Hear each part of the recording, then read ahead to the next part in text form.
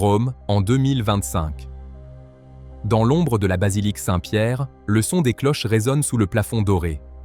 Des millions de fidèles prient, sans savoir que, selon une antique prophétie, la fin de l'Église, et peut-être du monde, a déjà commencé. Il y a plus de 800 ans, un moine irlandais a rédigé une liste mystérieuse. Chaque ligne décrivait un pape, du XIIe siècle jusqu'au dernier de l'histoire. Et aujourd'hui, selon cette prophétie, nous vivons sous le règne du dernier d'entre eux, son nom, Petrus Romanus, l'homme qui conduirait le troupeau à travers la destruction finale.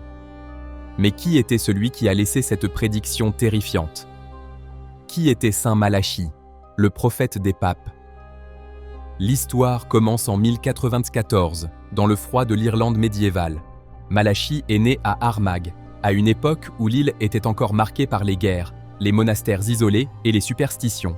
Dès son jeune âge, on disait qu'il avait quelque chose de différent, un regard calme et une foi qui mettait les sceptiques mal à l'aise. Ordonné prêtre à 25 ans, Malachie a consacré sa vie à la réforme de l'Église en Irlande. Il était connu pour sa discipline et sa charité, mais aussi pour quelque chose de plus étrange, ses visions. Une fois, raconte-t-on, il a prédit la mort d'un ami avec une précision allant jusqu'à l'heure. Une autre fois, il a annoncé une peste à venir, et elle est effectivement arrivée. Les gens ont commencé à l'appeler le saint qui voyait l'avenir.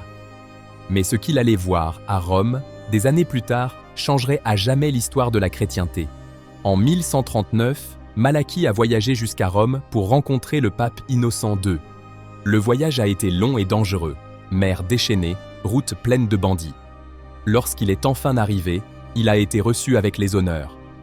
La tradition raconte qu'en entrant dans la basilique Saint-Pierre, il a eu une vision si intense qu'il est tombé à genoux. Les yeux fixés sur l'autel, et devant lui, il a vu quelque chose d'impossible. Une procession sans fin de papes, les uns après les autres, chacun enveloppé dans une flamme d'une couleur différente. Certaines de ces flammes brûlaient avec éclat. D'autres vacillaient à peine. Certaines même s'éteignaient avant d'atteindre le trône. Malachie a compris. Il voyait toute la lignée des papes jusqu'à la fin des temps.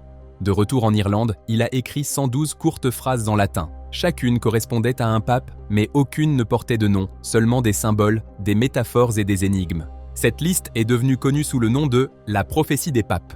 Exemple, de Labor Solis, du travail du soleil appliqué à Jean-Paul II, né et enterré lors d'éclipses, de Gloria Oliva, de la gloire de l'olivier, attribuée à Benoît XVI, rattachée à l'ordre bénédictin, symbolisée par un rameau d'olivier, et la dernière in persecutione extrema, sedebit Petrus Romanus, qui pacet oves in multis tribulationibus.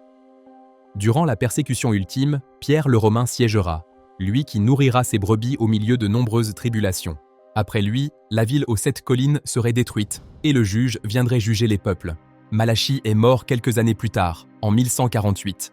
On raconte qu'il est décédé dans les bras de Saint Bernard de Clairvaux, son grand ami. Et après sa mort, le manuscrit a disparu. Pendant presque 400 ans, personne n'en a parlé. Ce n'est qu'en 1590 que le texte a mystérieusement réapparu à Rome, publié par un moine nommé Arnold de Wyon. La liste a été examinée, et, à la stupéfaction des savants, les papes antérieurs à cette année-là semblaient correspondre parfaitement aux descriptions. Mais les papes qui ont suivi paraissaient encore plus proches de ce qui était annoncé. Au fil des siècles, les phrases de Malachie ont semblé se réaliser avec une précision troublante. Le pape Pie VI, décrit comme Peregrinus Apostolicus, le pèlerin apostolique, est mort en exil, persécuté par la Révolution française. Léon XIII, Lumen in Caelo, lumière dans le ciel, a été le premier à créer un observatoire astronomique au Vatican. Jean-Paul Ier, appelé de Medietate Lunae, de la moitié de la Lune, n'a régné que 33 jours. Coïncidence ou prophétie? Personne ne pouvait le dire. Mais ce qui effrayait vraiment les gens, c'était la fin de la liste. Car, selon elle, il ne restait plus que 2 papes avant la fin. Après Jean-Paul II et Benoît XVI est venu François, et c'est là que les prophéties ont recommencé à résonner. François, né en Amérique du Sud, a pris le nom de Saint François d'Assise, mais il est aussi le fils de parents italiens, un Romain par le sang, et il a choisi pour devise « Miserando atque eligendo ». Par miséricorde, il a été choisi. Exactement le genre de formule que Malachie aurait pu écrire. Certains théologiens modernes le rattachent directement à Petrus Romanus, le berger qui conduirait l'Église pendant la tribulation finale, et la situation actuelle ne fait rien pour dissiper la peur. Scandales sexuels, crise de la foi, divisions internes, persécution des chrétiens au Moyen-Orient et une humanité toujours plus éloignée de Dieu. Pour ceux qui croient en Malachie, tout semble converger, mais d'autres affirment que les prophéties ont été forgées. Beaucoup d'historiens pensent qu'Arnold de Wyon a créé le texte en 1590 pour favoriser un candidat au pontificat. D'autres soutiennent que la précision concernant les premiers papes est trop belle pour être vraie, et que le reste n'est que pure coïncidence. Malgré cela, le Vatican n'a jamais déclaré officiellement que la liste était fausse. Et le fait qu'elle n'ait jamais été condamnée ne fait qu'alimenter le mystère. Dans la culture populaire, la prophétie des papes a été comparée aux centuries de Nostradamus. Et croyants comme sceptiques s'accordent à dire qu'il y a quelque chose de troublant à voir 900 ans d'histoire s'aligner aussi nettement sur les phrases d'un moine irlandais. Si la prophétie est juste, François serait le dernier trône de pierre. Après lui viendrait le chaos et le jugement. Mais si Malachie ne parlait pas de la fin du monde, mais de la fin de l'Église telle que nous la connaissons, certains spécialistes interprètent le feu du juge non comme une destruction littérale, mais comme une purification, un temps où le christianisme cesserait d'être un pouvoir pour redevenir une foi pure et persécutée, comme dans les premiers siècles. D'autres, en revanche, croient que le moine a vu la véritable apocalypse. Guerre, famine, faux prophètes et effondrement de la civilisation. Tout décrit sur le même ton que les visions du livre de l'Apocalypse. Et si c'est vrai, l'horloge a déjà commencé à tourner. Le Vatican ne s'est jamais prononcé officiellement sur l'authenticité de la prophétie, mais il existe des témoignages selon lesquels Jean-Paul II et Benoît XVI en avaient connaissance et l'ont prise au sérieux.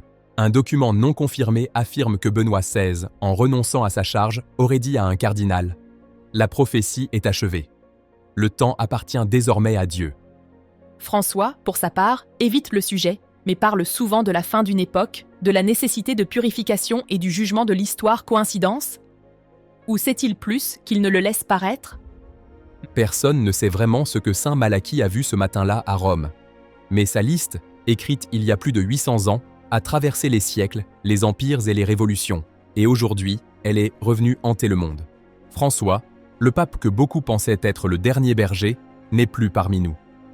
Sa mort n'a fait qu'approfondir le mystère, car la prophétie parlait d'un dernier chef, Petrus Romanus. Et maintenant, celui qui occupe le trône est Léon XIV, né Robert Francis Prévost, un pape américain, mais de sang italien. Romanus par l'origine, Romanus par la lignée. Romanus par le destin ? C'est pourquoi, pour des millions de croyants et de chercheurs, la question recommence à résonner. Léon XIV est-il le dernier nom de la prophétie ? Ou n'est-il qu'une coïncidence de plus dans cette longue chaîne d'énigmes ? Le Vatican reste silencieux.